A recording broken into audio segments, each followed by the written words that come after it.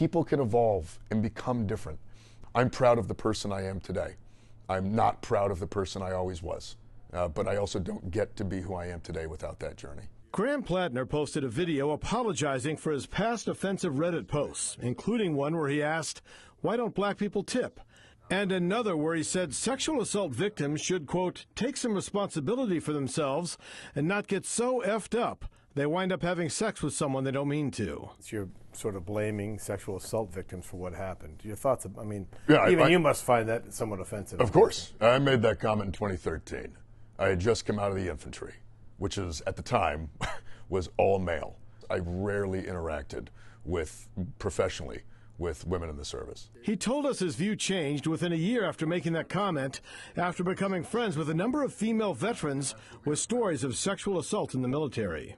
I was very clear in that I think military sexual trauma exists and that it needs to be taken seriously and that I find it horrific. Are you concerned that these posts are going to keep cropping up? I fully expect them to throw everything at us continually. I expect people to lie. As for the skull and crossbones tattoo on his chest that he and other members of his combat unit got, he told us the GOP Republican campaign comparing it to a Nazi SS symbol was a complete surprise.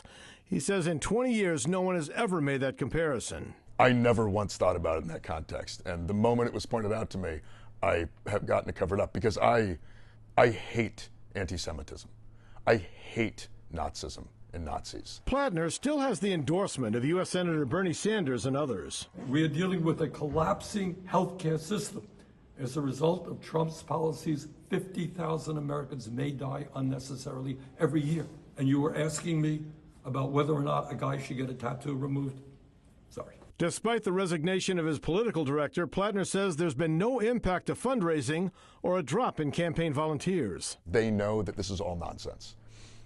It is no surprise that these stories dropped within days of D.C.'s chosen candidate getting into this race. He's referring to Governor Janet Mills entering the Senate race, but did not accuse her campaign of anything. This is the political establishment doing its best to make sure that people like me, who have lived lives that are sometimes flawed, sometimes complicated, they're going to try to send the message that if you ever attempt to get into power, if you ever attempt to advocate for yourself, we will crush you.